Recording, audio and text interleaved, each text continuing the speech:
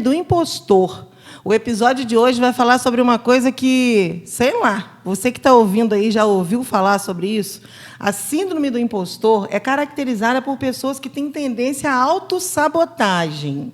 Então, o indivíduo constrói, dentro da cabeça dele, uma percepção de si mesmo, de incompetência ou insuficiência. E aí, Isadora, já ouviu falar nisso? Super. E quando eu descobri esse termo, eu falei, meu Deus, eu me encaixo em tudo isso. Porque grande parte das situações da minha vida, eu me sabotei. Eu achei que eu não fosse capaz de conseguir. E quando a gente consegue, o que a gente pensa? Meu Deus, eu não vou conseguir me manter aqui nessa conquista, vão achar que eu sou uma fraude, eu não merecia estar aqui. Se eu estou por causa de, sei lá, uma força divina, uma só sorte. Não é porque a gente mereceu estar aqui. E você, Paulinha? Olha, eu não sei a estatística exata, mas eu posso, assim, eu não sei, né? Falar assim, quantos por cento da população sofre com isso, mas acho que 80% das pessoas que eu convivo já mencionaram que se sentem uma fraude. Eu tenho uma amiga que é super inteligente, que todo mundo, né, admira muito ela, a trajetória dela, e ela falou assim, Paula, eu sou uma fraude. Mas eu falo, como assim você é uma fraude? Então, é aquela questão, é uma luta constante que a gente tem, e agora que a gente, né, descobriu o termo que chama síndrome do impostor, a gente olhou para o lado e viu quantas pessoas que sofrem desse mesmo problema. Eu acho muito interessante isso, porque assim, eu sempre não, né? Na adolescência todo mundo tem problema com autoestima física, isso é natural, a maioria das pessoas. Mas assim, a partir daí, depois que eu me bem resolvi comigo mesmo, com o meu corpo, eu falei, cara, minha autoestima é nota 10, e é importante que a gente veja isso, que não é a autoestima, ela não é só do seu corpo ou da sua beleza. Essa parte da autoestima profissional é uma coisa que eu trabalho há muito tempo na terapia e que eu também não sabia que era esse o problema, né? Que a denominação era a síndrome do impostor, mas que em vários momentos foi muito difícil para mim lidar com isso, sabe? Eu ouço muitas pessoas dizerem assim, que fracassa quem desiste, né? E é isso mesmo. E Exato. eu por várias vezes voltei atrás sem nem tentar, tipo, não vai dar certo. Se alguém virasse para mim e falasse, não vai dar certo, não ia mesmo. Então, assim, são 3, quase 4 anos de terapia para que eu agora não volte mais atrás. Mas isso aconteceu muitas vezes. Com vocês também ou não? Porque comigo é demais. Eu tenho a ideia e aí eu falo, não vai dar certo. A nossa cabeça sempre falta alguma coisa, sempre vai ter alguém melhor que a gente.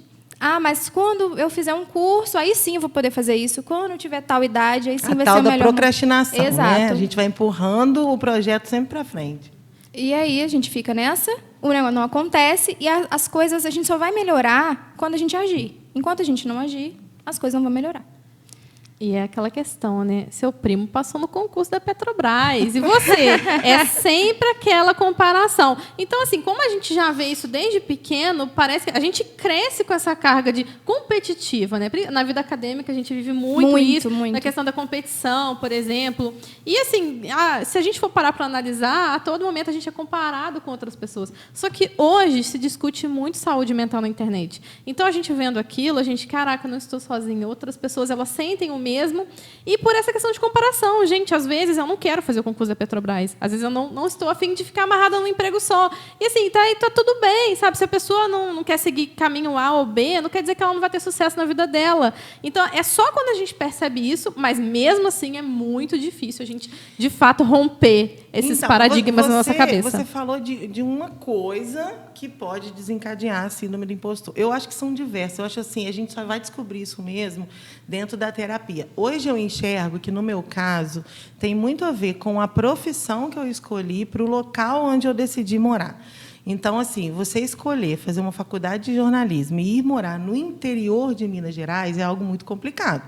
Que eu já sabia que seria complicado, que eu já achava que estava preparada para todas essas coisas, que eu hoje, com 43 anos, ainda não estou. Porque o tempo todo você fica... Primeiro, porque tem as pessoas que te admiram muito, porque realmente eu faço um bom trabalho, e hoje eu consigo falar isso sem culpa. Porque antes eu tinha muito medo de falar eu faço um bom trabalho e parecer arrogante. A gente tem isso também, né? E eu acho que eu ouvi isso de uma amiga sobre beleza, e eu estou tentando levar para todas as outras partes da minha vida, que um dia ela disse para mim, mas eu sou muito bonita mesmo. Aí eu falei assim, nossa, ela falou assim, mas eu não falei que eu sou mais bonita que ninguém, eu falei que eu sou muito bonita mesmo. E é isso, eu faço um bom trabalho, sim, eu não faço meu trabalho melhor do que ninguém, ou se alguém acha que é melhor, são as outras pessoas que vão achar isso, que são opiniões de fora, são opiniões ou de técnicos ou de faladores, mas são de fora. Mas eu faço um bom trabalho, sim. Só que eu sempre pensei, mas então o que eu estou fazendo aqui, né? Estou fazendo aqui, eu podia ir embora, mas eu não podia ir embora porque eu tinha um filho, né? Logo que eu vim embora para cá, eu já logo engravidei. Aí eu tinha um filho pequeno, ele cresceu, eu tive outro filho. Será que isso também não é uma maneira de procrastinar, né? Não estou falando que eu tive filho para procrastinar a profissão, mas para dizer, mas eu tenho, não posso ir, né? Por que eu vou fazer lá fora? E outra coisa, e tudo que eu faço dentro do interior? Isso tira o julgamento de bom do meu trabalho, porque eu estou no interior, sabe? Então, assim, eu acho que, para cada um, essa síndrome do impostor ela se manifestou por uma razão. No meu caso, eu acho que é exatamente isso. É o fato de eu ter escolhido uma profissão que, no interior, realmente não é muito valorizada, não tem campo para se trabalhar. E aí eu fico pensando sempre de que eu preciso de aplauso, eu preciso de curtida. Necessidade de aprovação. Se não tiver isso, não está bom, porque emprego já não tem. Trabalho já não tem, porque todo o trabalho que eu tive até hoje fui eu que cavuquei e construí, né? Então, assim, eu acho que comigo foi isso, né? É a gente vai descobrindo, né? É necessidade de ser elogiado, mas quando elogiado não gosta. E não acredita, não né? acredita naquilo. Então, eu lembro que quando eu fiz o teu concurso de onde eu trabalho hoje, eu passei em primeiro lugar. Aí um monte de gente veio me elogiar. Nossa, Isadora, você passou em primeiro lugar. Aí eu falava, não, mas eu dei sorte, caiu só o que eu estudei. Não, mas eu dei sorte porque eu já tinha feito prova dessa banca antes, sempre menosprezava. Aceitar um elogio é muito difícil. Ou então ter aquela sensação de que não é verdadeiro aquele elogio. No meu caso é mais isso. Eu não sei, agora a Paulinha também vai falar. Você mais que se diminui. Eu não, eu sempre acho que a pessoa está falando, mas na verdade ela não está pensando aquilo que ela está falando, sabe? Ela está falando porque está na minha frente ou porque é na minha rede social, mas que de fato ela não admira o que eu faço, entendeu? Sim. E isso me remete muito àquela questão. Competição, na minha cabeça, tá aí, sabe? O síndrome do impostor, para mim, ela vem muito de ambiente competitivo. Escola, gente. Na nossa geração, as escolas eram muito diferentes de como é hoje. Na nossa época, tinha competição de menina mais bonita. E eu era lotada de espinha na cara, o cabelo todo. Meu cabelo é muito volumoso. Assim, eu era totalmente fora do padrão, fora de sabe? padrão. Eu nunca estava nas listas das meninas as mais bonitas. E, assim, quando eu olho também para trás, falei, gente, que coisa, né? Assim, a gente fica sendo diminuído pelos outros, a gente acredita naquilo, a gente tem fé naquilo. E, assim, até quando eu fui pedido em namoro pelo meu namorado... Pedido em namoro, eu acho tão chique. Acho que ninguém nunca Quando ele pediu para namoro. namorar comigo, eu olhei para a cara dele e falei assim, você tá de sacanagem, né? Você é um menino bonito, vai querer namorar comigo? Eu não quis namorar com ele.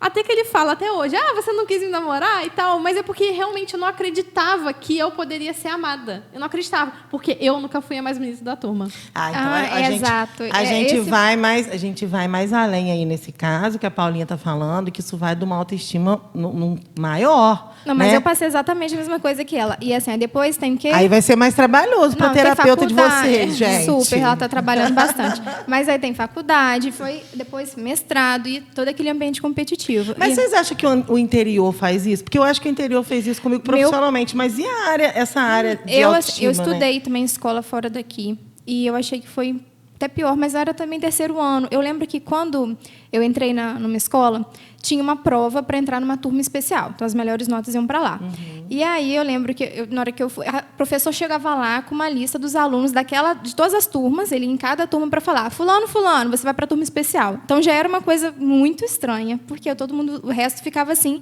E eu não me sentia nem bem, assim, de ser aquela pessoa que estava indo para outra sala. Eu me sentia mal. Aí, quando você estava lá, ainda corria o risco de, na outra prova, você sair daquela turma, porque sua nota não fosse tão boa. Nossa. Então, gerava uma crise de ansiedade mas enorme. Isso é horrível, gente. E aí, aquilo me seguiu. Assim, depois foi faculdade. Então, um ponto importante. Quando você se sente inferior, você tenta tanto provar aquilo, você gasta muita energia. Então, todas as atividades que eu ia fazer, eu queria me dar o meu melhor ali. Claro que assim, isso já é um pouco natural, mas eu queria tanto que às vezes eu deixava de dormir, aquilo me fazia mal fisicamente, porque a gente tem a sensação, não, eu preciso provar para alguém, que eu nem sei quem, que eu sou muito boa. Então, eu percebo que essa síndrome do impostor ela se manifestou mais em mim depois mesmo do retorno para a cidade pequena, sabe? Eu acho que eu não tinha essas coisas na escola, que eu, na faculdade menos ainda eu tive esse tipo de coisa. Essa parte da autoestima que a Paula falou, isso também aconteceu comigo. Tipo, eu nunca fui a menina mais bonita da sala, na escola e tal, mas na faculdade eu não sentia isso. Eu sentia que todo mundo tinha o seu lugar, porque a diversidade era muito maior. Mas a nossa época, né, eu e Isadora, né, na escola, não se debatia muito diversidade. Você queria ser padrão. Né? Você queria ter o cabelo liso, ter o olho azul de qualquer maneira, sabe? Umas coisas assim, surreais. Você não valorizava o que você tinha de melhor. A gente está falando, Paulo, de 10 anos a mais meus. Então, eu acredito que era bem pior. Mas talvez por eu ter ido fazer jornalismo, que todo mundo dizia que a faculdade de comunicação era uma loucura, talvez por isso ali as pessoas eram mais aceitas, né, nas suas diversidades. Ali eu me lembro que já tinham as mulheres negras com o cabelo do jeito delas mesmo, sabe? Muito empoderadas, muito, né? E as meninas, enfim, uma mais gordinha, outra mais magra. Era diferente do que o ambiente que eu sentia na escola. Entendeu? Já ali, na década de 90, 98, quando eu entrei na faculdade, né? Mas, por isso que eu estou falando assim, eu acho que depende também do tempo e também do ambiente, né? As crenças limitantes que você vai criar naquele lugar. Exatamente. E essa questão até do Instagram hoje, né? Muitas pessoas vão para o Instagram falar de diversidade, né? Defender os seus corpos reais, os cabelos e tal. Tem muita gente que torce o nariz, tem muito hater, a gente sabe. Só que eu, por exemplo, passei a usar cropped depois que eu vi muitas meninas mais gordinhas do que eu usando. Então, eu comecei a absorver aquilo de uma forma, falei, poxa, ela tá tão bonita, ela tá brilhando daquele jeito, sabe? Por que eu não posso usar também? E hoje eu uso cropped, assim, coloquei o cropped e reagi, né? Então, aquela frase. E eu acho que acontece, no caso da síndrome do impostor, que tem muito a ver com a área profissional, com a área do saber, a gente não tem muito isso ainda. A gente não tem muito trabalho na internet que assim, eu nunca tinha ouvido falar, eu nunca ouvi alguém falar, por exemplo, isso, nunca ouvi alguém empoderar alguém profissionalmente, como você vê umas meninas gordinhas colocando cropped, ou, sabe? Você não vê a pessoa indo para lá e falar, eu tenho medo do meu trabalho não ser bom, mas eu estou aqui para mostrar. Eu acho que as pessoas têm muito medo de expor. É mais fácil expor que está gordinha, que não gosta de maquiagem, do que não se sente tão capaz quanto deveria se sentir, entendeu? Eu acho que existe um mito aí. Existe um mito em torno disso. No trabalho, hoje em dia, né, muitas empresas adotam um feedback periódicos, né, para os profissionais, né, como é que esse profissional ele é avaliado. E quando eu comecei a receber alguns feedbacks, eu olhava aquilo como algo muito negativo. E eu me sentia assim, ofendida diretamente. Só que eu pensei, gente, são pontos que eu preciso melhorar. E, assim, de fato, depois que eu abri minha cabeça para aquilo, de fato, eu precisava melhorar. E, assim, eu olho para trás, o quanto que eu evoluí, o quanto que eu caminhei, sabe? E também isso vai das pessoas que você trabalha, né? Se você trabalha com pessoas parceiras, você entende aquilo como a pessoa quer que eu melhore. E, de fato, isso aconteceu. Agora, a gente consegue filtrar. Depois, com a maturidade, com o tempo vai passando, você consegue filtrar, de fato, o que é um feedback construtivo para aquilo que só quer te diminuir. Graças a Deus, nunca aconteceu assim no trabalho algo desse sentido, né? E uma coisa que a gente tem que ficar sempre muito atenta é que, do mesmo jeito, para quem tem uma autoestima baixa, que a gente está falando da área de beleza e tal, existem também os sugadores das pessoas que têm a síndrome do impostor. Então, assim, eu tenho muito problema em alguns ambientes de trabalho que eu já convivi, já tive e ainda tenho, porque, como atendo várias empresas, fica mais difícil, né? Você não está num ambiente único. E eu tenho muito problema mesmo, tipo, de pessoas que são sugadoras mesmo.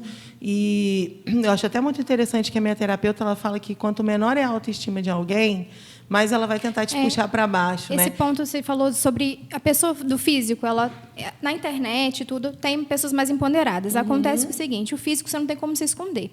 Já intelectual, você esconde, e é exatamente esse o ponto. Ah, mas tem uma pessoa que é soberba. Essa pessoa que parece soberba, que ela tira onda com o conhecimento dela, e você pensa, nossa, por que eu não sou assim? Eu queria ser empoderada assim. Mas, às vezes, ela se acha inferior e ela usa... Exatamente. Ela cria uma casca, ela né? cria essa casca para mostrar. Então, eu conheço pessoas... Eu já ouvi de muita gente falando para mim, nossa, a segurança que você tem quando você fala, quando você está falando do seu trabalho, quando você apresenta alguma coisa, eu fico pensando, gente, não tem segurança nenhuma ali. Tem segurança no que eu sei. Sabe? Eu sei que eu sei, mas segurança de que tá bom, de que é assim mesmo tem que fazer. Nossa, não tenho. Não tem. Então, assim, eu estou sendo muito sincera, abrindo meu coração, porque as pessoas que estão ouvindo a gente, elas entendam que é assim mesmo, acontece. Você, às vezes, está inseguro.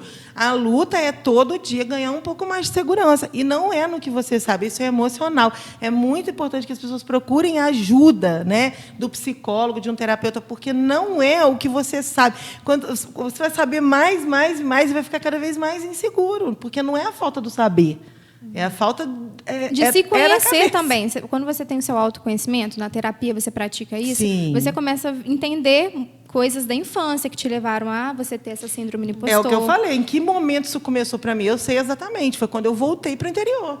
Então, eu sei quando eu nunca tinha me sentido inferior nesse sentido, na escola, na faculdade. Eu me formei, fui para São Paulo, não quis ficar, voltei para o interior, isso começou na minha vida. Então, é um marco que eu consegui delimitar. Mas é difícil você delimitar de onde vem. Eu consigo, assim, claramente entender na escola, mas, assim, é o marco para mim, né? De identificar o quanto que o bullying na escola, né? Essa competição, poxa, gente, né?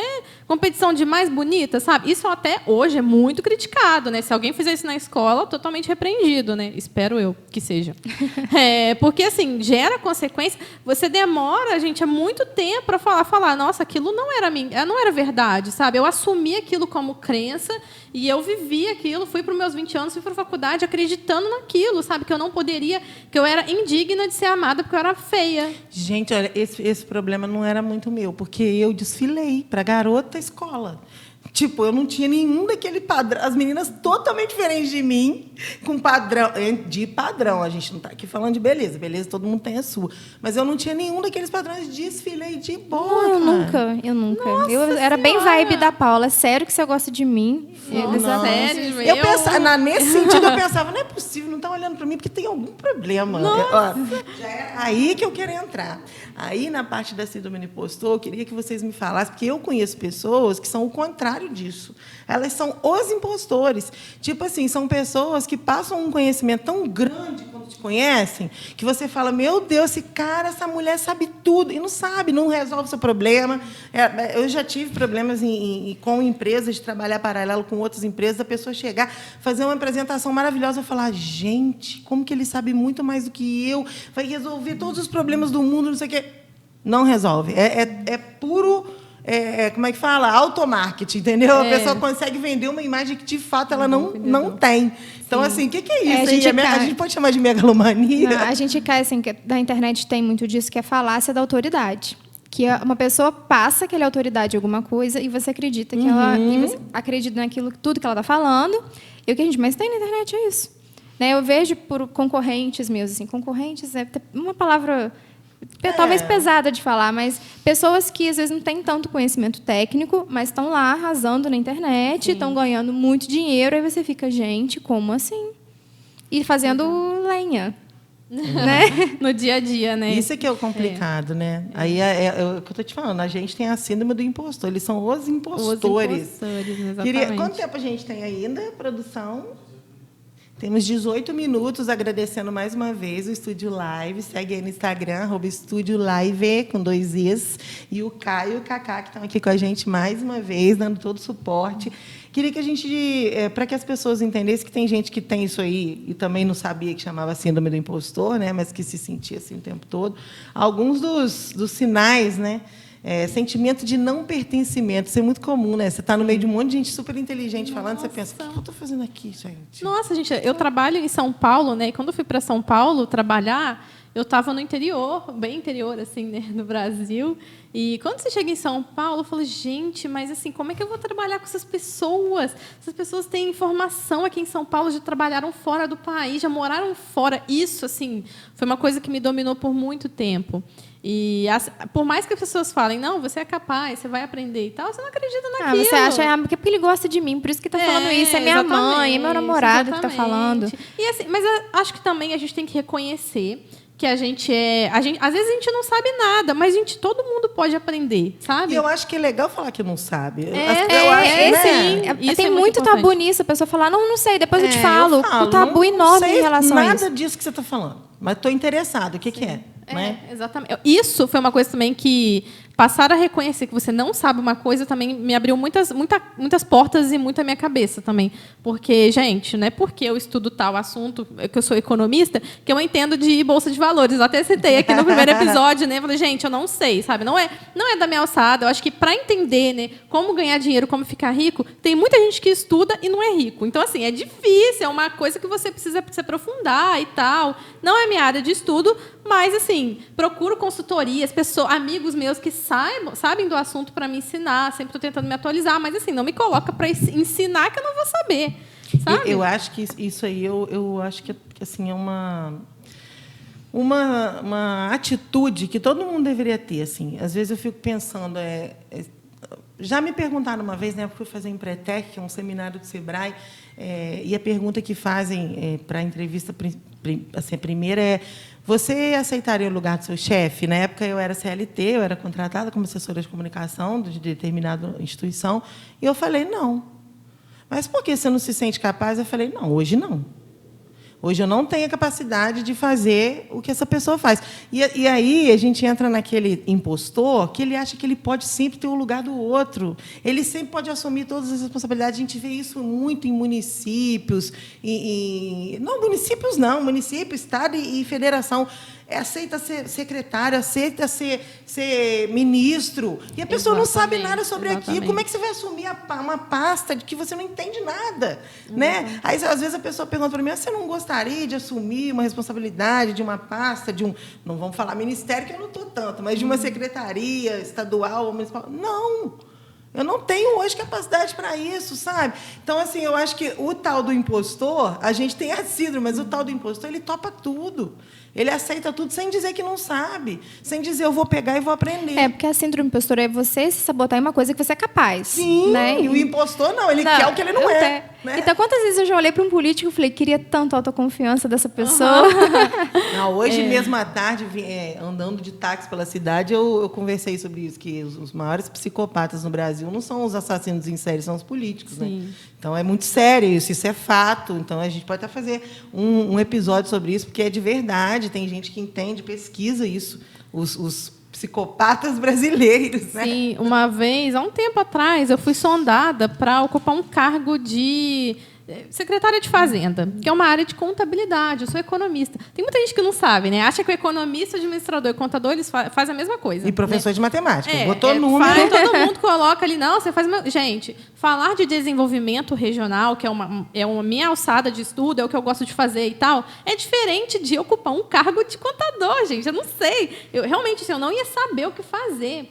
Desenvolvimento regional também é uma coisa muito específica. Eu falo assim que também que se eu fosse chamada, eu também hesitaria em aceitar, porque assim, você realmente não sabe para que lado atirar primeiro, você não sabe para qual lado você vai, são N subtemas. Só que eu vou para uma secretaria de Fazenda fazer o quê? Né, fazer bagunça nas contas de um município. Então, assim, eu tenho responsabilidade de não aceitar um cargo que, gente, realmente eu não tenho conhecimento suficiente para isso. Que você não pode ocupar hoje, mas que pode vir a ocupar algum dia. A questão é você se sentir preparada para isso. Ou então, assim, sentir aquilo que você falou.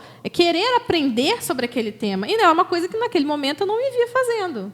Agora, tem uma outra coisa aqui que eu achei bem importante da gente falar, que é a autocrítica excessiva. Engraçado que eu não sou assim comigo mesma, mas eu sou muito vulnerável à crítica das pessoas. Eu sou os dois. Eu sou os dois também. Os dois. Totalmente. Eu sou muito do feito é melhor do que o perfeito mesmo. Eu não falo isso da boca pra fora. Eu fiz uma enquete há pouco tempo no meu Instagram perguntando. Eu agora não lembro a porcentagem exatamente, mas mais de 50% votou que espera ficar perfeito para fazer alguma coisa. E eu votei não. Sim. Eu votei que você foi uma das que votou. E faço mesmo. Isso é uma coisa que eu aprendi, que tem que fazer, tem que dar a cara e tal. Mas aí, ao mesmo tempo, eu fico brava, beça e triste com a crítica das pessoas. Gente... Mas a necessidade de aprovação fica ali batendo, talvez. Pois é uma coisa que tem que lutar muito. É uma luta. O que eu falei, são quase 4 anos de terapia. Eu acho que, desses 4 anos, são 3 muito focados nisso. Né? Porque assim, é um problema que eu ainda não consegui resolver 100%. Entendeu? E que algumas pessoas usam disso para atacar. E aí ele ponto, para que eu preciso de aprovação? Né? Para quê? A gente precisa da aprovação de quem paga, né? Então, assim, quem me paga, contratou e vai pagar. Então, tá achando bom. Qual que é a necessidade do aplauso das outras pessoas? Exatamente. Nenhuma. Isso aí é uma coisa assim, cara, meu marido é um cara que ele tem que vir aqui no podcast algum dia. Porque a gente vai ser cancelado de que ele vem aqui. Porque ele fala tudo que vem na cabeça dele. Ele tem síndrome de Tourette, ele é uma coisa louca. Mas, assim, ele fala uma coisa muito certa. Eu não quero que me elogie, eu quero que me pague. Sabe? Porque elogio não paga a conta. Da curtidinha não vai pagar tuas contas, Amanda. Exatamente. E é verdade. A gente tem que parar de ficar achando que a gente precisa ser aceito. Assim, no primeiro episódio eu falei que a gente precisa parar de tentar agradar. E no trabalho, principalmente, você tem que agradar quem te contratou. Sabe? Porque crítica você vai ouvir sempre. Sim. Não vai ter jeito. Entendeu? Mas se estão te pagando, estão te criticando, reclamando, mas estão te pagando é porque gostam do que você faz. Não tem aquilo que falam, você pode dar uma festa de casamento perfeita, uma festa de 15 anos perfeita, vão sempre sair reclamando. Por isso que eu não vou fazer festa. Por isso que eu vou viajar. Novo episódio tem que também ser sobre isso. Não façam festa, gente. Eu não faço festa de aniversário para meus filhos, eu não faço. As pessoas vão embora e falam mal comem, bebem, vão embora falando mal. Nossa, do enfeite que era brega, do vestido. Pelo amor de Deus, não faz isso. Gente, olha, é desse jeito mesmo. Agora eu quero saber de vocês. Situações que vocês conquistaram algo. Elogios, assim. Como vocês reagiram depois, naquele local? Continua o impostor dentro de vocês? Continua. Por exemplo, se você no seu emprego lá em São Paulo... Eu recebo um elogio, eu não vou acreditar. Eu ainda preciso trabalhar isso muito em mim, sabe? O trabalho é muito bom e tal. Eu sempre vou ter aquele sentimento, poderia ser muito melhor. Não consegui entregar. Então, eu já evoluí bastante nesse sentido, sabe? A ponto de falar, não, eu mereço mesmo isso que estão falando. Só que, ao mesmo tempo, eu tenho uma necessidade que isso aconteça. Então, vamos supor, se eu faço alguma coisa e não vem um retorno disso, vamos supor, estou falando só de elogio, não. Se eu apresento uma proposta, brilhante, eu achei que eu dei tudo ali, e a pessoa, não, vou deixar para depois. Isso aí é natural no mercado, né? Vou deixar para depois, vou ver depois. Eu até vi um story um dia desse de uma amiga, ela falando que se você parar no primeiro não, você nunca vai ter o sim. Né? Mas eu paro ainda no primeiro não, sabe? Aquilo me desanima, aquilo é como se... Eu montei aquilo tudo. Uma pessoa falou, vou pensar, não quero, tá ruim. Então, assim, eu já consigo aceitar quando tem um elogio, quando vem um retorno, mas quando não vem, eu tenho a necessidade que todo mundo diga sim para mim. E isso não vai acontecer. Não vai. Para ninguém, gente. Uma coisa que eu acho que ajuda muito, por exemplo, no trabalho, é que, por exemplo, hoje, o relatório, além do relatório econômico, né, a gente tem que montar de um jeito bom de se ler aquilo ali. Hoje, o design ele conta muito nas entregas, né? Então, o que aconteceu comigo? Eu ficava muito agarrada na parte de análise e no design. Então, eu ficava em um slide só, sei lá, 1 dia, 2 dias, e aquilo não ia para frente. Hoje, eu já mudei muito. Foi algo até que no meu TCC e na minha dissertação me empacou demais, porque eu não conseguia desenvolver uma página e o resto ficava lá, né, sendo atrasado. Hoje, assim, eu escrevo da minha cabeça. Veio a frase, de qualquer jeito, eu escrevi tudo errado. Aí, vou passando para frente. No outro dia, quando você dorme, parece que você acorda uma outra pessoa coisa. Rebobinada, sabe? Você volta para aquele texto e você vai melhorando aquilo. Até nas orientações de TCC que eu faço atualmente, eu dou justamente essa dica. Olha, gente, escreve do jeitinho que você está pensando. Não importa se tem palavra errada, se está escrito errado, vai desse jeito. Depois, no outro dia, você pega e olha novamente. Uma maneira boa de você conseguir notar a sua evolução e fugir da síndrome do impostor. E para a vida, né? Não é só nos seus trabalhos, porque a gente tem que fazer como mudar e ir olhando para ir melhorando. A gente tem que parar de não agir. Mas é igual o Instagram. 2021 foi um ano que eu fiquei bem pouco, assim, não mostrei meu trabalho, como foi uma grande mudança em 2020, que, nossa, eu tive mais paciente, amizade, dentistas, e até foram depois alunos para o curso que eu dou disso, mas como muita gente fala assim, Isadora, suas postagens são legais, os dentistas começaram a elogiar. Aí eu penso, não, agora eu só vou fazer uma postagem quando eu der o melhor de mim, ficar um design lindo. Aí eu fiquei deixando de fazer. Hoje eu não vou fazer no story, porque meu cabelo não está muito bom. Hoje eu não vou fazer um story porque eu não estou muito legal. Então, fica assim, a gente não evolui. E aí é outro sinal do síndrome do impostor, que é a procrastinação. Isso aí eu faço demais. Fala aí seu arroba para as pessoas seguirem. @condisadora. E o seu, Amanda? Agora, gente. Agora mudou. Conseguimos mudar o arroba da Amanda. Mudou e agora eu não vou saber se eu lembro. É arroba Amanda M. Silveira com H no final, que eu sempre achei lindo ter H no final, tá, gente?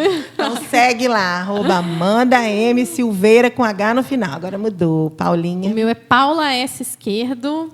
Segue lá. Tem link de Vamos conhecer o nosso Spotify. trabalho. Aproveitando, gente, Isadora, fala do curso de Canva. Eu estou super interessada em fazer. É verdade. Eu vou reformular esse ano, porque eu estou querendo fazer uma coisa mais individualizada, uma questão de mais de mentoria. Até porque as pessoas começaram a me procurar muito no direct, assim, mais no individualizado. Eu falei, Isadora, eu estou com muita dificuldade, às vezes eu pegava na mão. Então, eu falei, não vou fazer curso gravado dessa vez, vou fazer mais individualizado. Então, mais informações, me acompanha no Instagram para você saber. Porque todo mundo precisa de uma boa arte hoje. Eu sou muito ruim nessa área. O visual, ele importa bem. Nossa, muito importante. A diferença que isso faz, e principalmente para quem, né, posta dados na internet. Com certeza. Depois que eu passei a postar dados com visual melhor, nossa, assim, as pessoas conseguem absorver informação muito mais fácil, mais diretamente, que hoje as pessoas querem olhar e consumir o conteúdo, né? Não quer perder tempo, né? Muitas pessoas não querem ler, quer olhar e já absorver e bola para frente. São duas coisas, né, gente? Um design bacana e um bom texto. Sim, curto, exato. de Nossa. preferência. Então, assim, aqui tem profissional para todo mundo, tá, gente? Pode vir procurar, que a gente sabe de tudo um cadinho. Bom, a gente falou hoje da síndrome do impostor, está chegando no finalzinho, tenho certeza que muita gente vai se identificar aí, né? Sim. E se identificar, comenta no nosso vídeo e comenta lá também nas nossas redes sociais. O que mais você quer ouvir sobre isso? Conta suas histórias também, né? Eu deixei na porta do meu quarto um quadrinho que eu coloquei assim: seja grato pelo que você já conquistou e continue lutando pelo que você vai ter. Porque olha a minha trajetória, eu penso, não, gente, eu consegui isso aqui. É óbvio que isso aqui eu também vou conseguir. Teve um dia que eu estava nervosa por uma coisa, até a Thaís, nossa amiga, que vai ser a nossa futura convidada, ela falou, Isadora, pelo amor de Deus, olha tudo que você já fez. Tem aquele tapa. Sempre tem que ter aquele amigo que dá um tapa na tua cara, né? É. E tem uns trechinhos até do Van Gogh que eu deixei, que é assim: se uma voz dentro de você, né, de si, disser que você não é capaz de pintar, pinte a qualquer custo e essa voz será silenciada. Então é isso, agir. A gente tem que agir. Nossa, maravilhoso. Lindo, Nossa, né? lindo Muito mesmo, bom. nossa. E a gente tem que agir para aquilo deixar de ser algo, igual dirigir. Lembro que na autoescola, o meu professor da autoescola falou assim: você não vai dirigir nunca. E eu ia para a autoescola, a gente Isso é passava super mal, empoderador, eu né? passava mal, Maravilhoso. eu ia para o banheiro, passava mal, eu chorava, eu arrumava mil desculpas para ir para a autoescola. E um dia eu acho que tem que ter um episódio só para contar minhas tretas da autoescola aqui, porque é de chorar, tá? E hoje, assim, eu dirijo bem, vocês que vieram comigo. Dirige, Dirige, direitinho. nossa, eu quero Pra mim, chegar todo nesse mundo nível. dirige bem, porque eu não dirijo. Então, gente, assim, se eu tivesse escutado esse cara, eu poderia ficar com nunca ia. muitas outras Sim, pessoas sim. que nunca teriam pegado o carro. Perfeito. Eu quero também falar uma frase de efeito que eu lembrei agora de um filme de adolescente, gente. Adoro Eu sou filme. Ai, dessas que lindo, Aquele vamos. Cinderela, High Nova School Musical. Cinderela com a Hilary Duff. Eu sou dessa, gente. Filme da Barbie, eu adoro. Não deixe o medo de errar impedir que você jogue. Uau! Então, eu tenho uma frase de efeito para falar também. Foda-se. Quem acha que eu não sou boa. É ótimo essa. Tô nem aí para vocês, entendeu? Beijo grande. Beijo. Beijo, até o próximo. episódio.